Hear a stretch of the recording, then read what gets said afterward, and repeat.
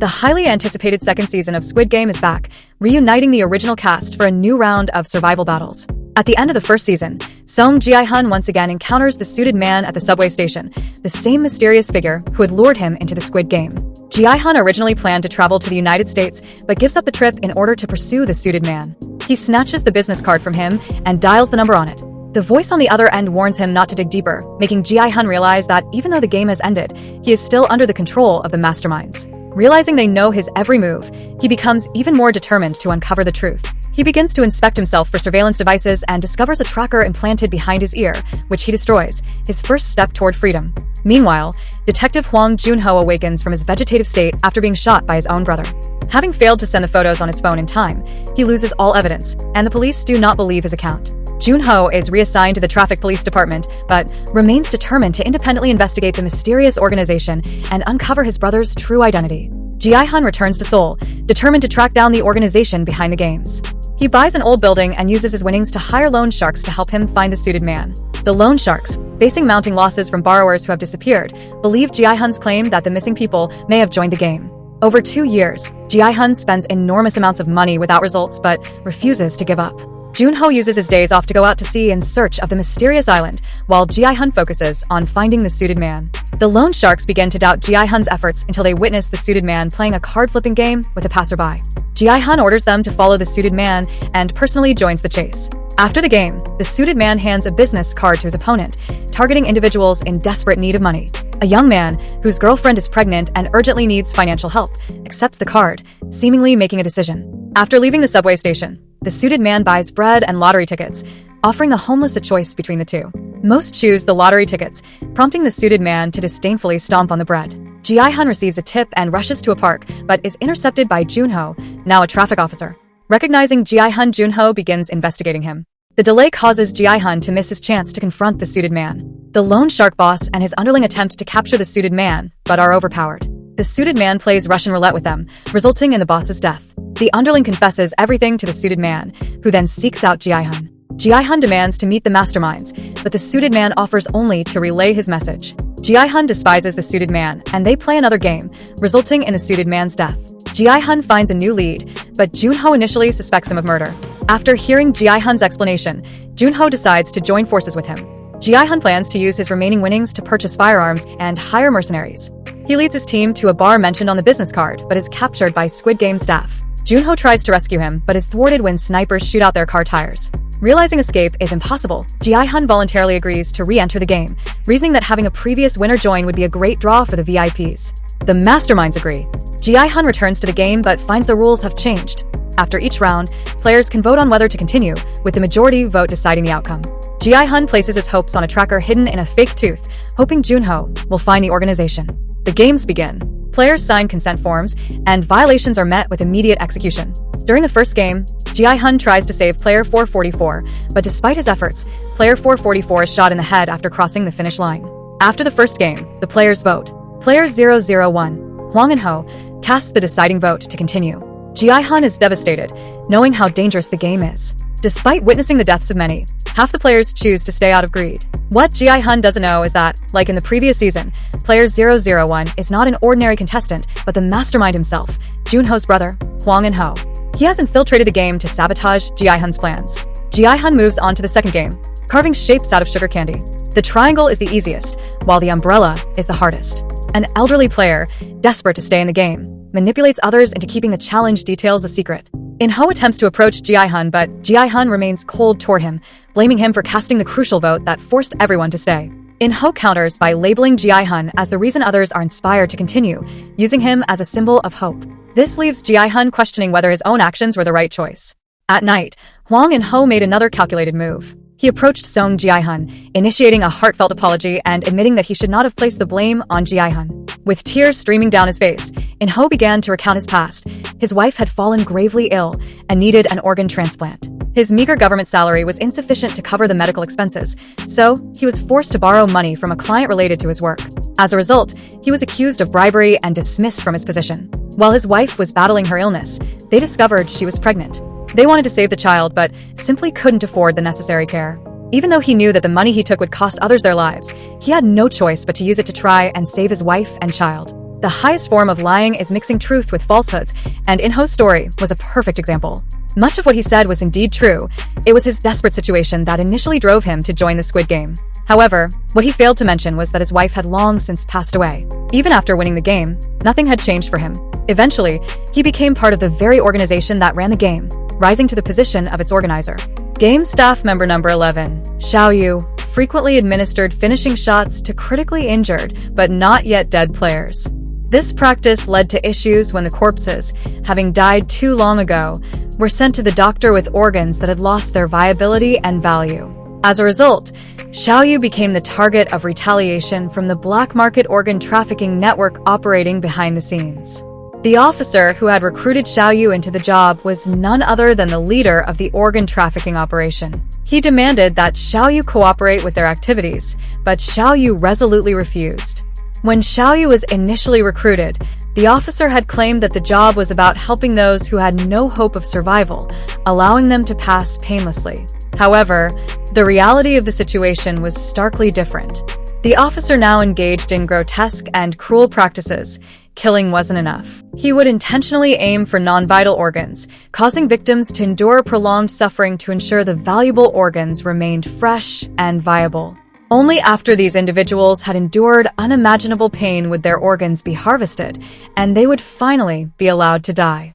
The officer saw no wrongdoing in his actions, but Xiao Yu was appalled. Neither could convince the other of their views, leaving them locked in a silent, yet irreconcilable conflict. The next day, the organizers introduced a new game. In Song Ji-hun's group, Kang Dae-ho had already found another former Marine Corps member to form a team, completing the 5-person requirement. However, a pregnant woman, noticing Ji-hun's kind nature, begged to join their group. Ji-hun gave up the stronger male teammate and chose to include the pregnant woman instead. After forming their team, the organizers announced the game's content. The players had to complete 5 challenges: card flipping, balancing stones, picking up marbles, spinning tops, and kicking a shuttlecock. All tasks had to be completed within 5 minutes, and crossing the finish line marked success. During the game, however, Hwang In-ho deliberately made mistakes, causing the team to run out of time. Before anyone could blame him, he preemptively blamed himself, putting on an explosive emotional display. Ji-hun, seeing this, could only step in to console him. With Ji-hun's reassurance, In-ho finally made an effort and spun the top successfully on his first try. They reached the final challenge, kicking the shuttlecock just in time. Ji-hun managed the first 4 kicks without issue, but the last one nearly went astray. In a split-second moment of surprising coordination, both Ji-hun and In-ho simultaneously stretched out a foot to catch the shuttlecock. They narrowly completed the game, surviving yet again. With the second round over, the players were given the choice to stay or leave. The mama's boy, the effeminate player, and Ji-hun's gambler friend all chose to stay. However, the blogger, thinking about his pregnant girlfriend, decided to leave. The others reasoned that playing another round and losing a few more players might increase their winnings to at least 2 billion won. Then they could quit. But could things really go so smoothly? Ji-hun was painfully aware that the game wasn't just about teamwork. He remembered the horrific lessons from the first season, where groups had to betray and kill each other. The new game required players to stand on a rotating platform and find teammates as instructed. At a critical moment, the mama's boy betrayed his own mother. Min-soo, the attractive girl who had been taking care of him, was kicked out of the team by him. Min-soo herself was eventually abandoned by Thanos, another player.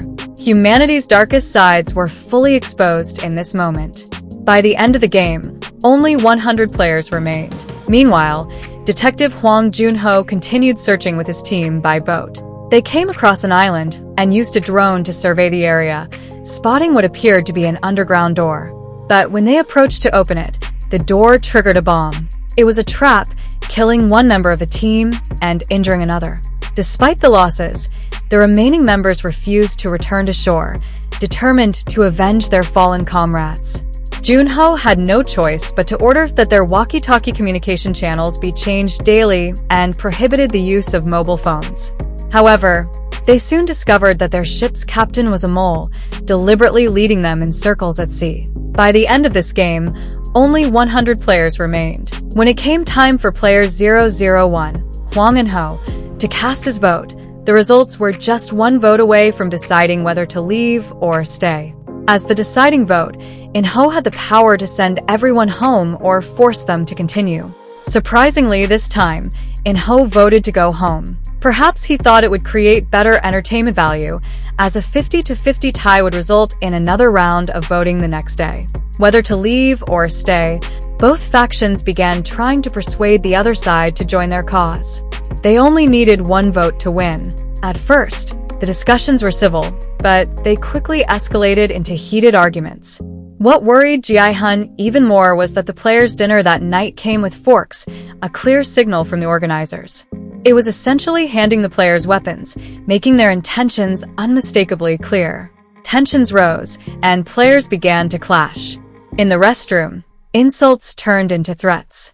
Thanos taunted the blogger's pregnant girlfriend, sparking a physical altercation. The blogger, unable to tolerate the humiliation, fought back but was overpowered. Min-soo, the girl who had caused much of the chaos, once again slipped away unnoticed.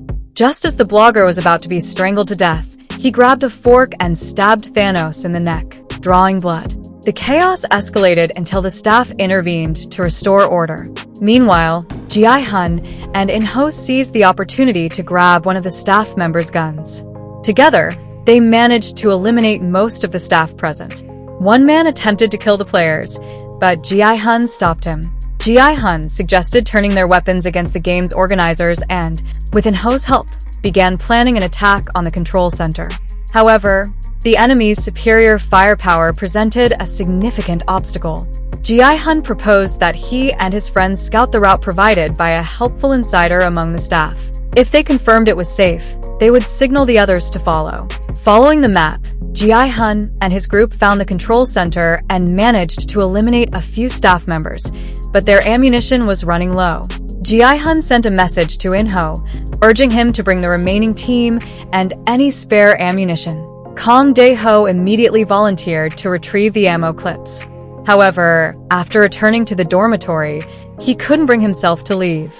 After all, outside was a hail of bullets, while the dormitory felt relatively safe. As time went on, without Song Ji-hun's leadership and without any additional ammunition, the group that had stayed behind ran out of bullets.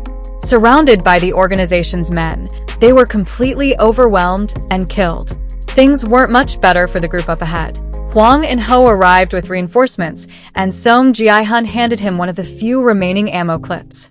In-ho then made an excuse, claiming he would take a detour to clear out enemies blocking their path and coordinate a pincer attack with Ji-hun. However, once In-ho reached the other side, he shot and killed the two remaining teammates from behind. He then picked up his walkie-talkie and falsely reported that they had been killed by the organization's men.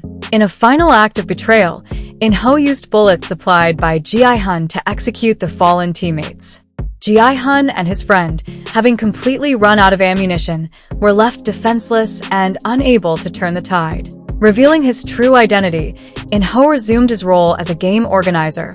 Putting on his mask, he confronted Ji-hun face-to-face and shot him, but deliberately chose not to deliver a fatal blow. The season ended with Ji-hun's agonized screams echoing as In-ho coldly walked away, leaving viewers on a devastating cliffhanger.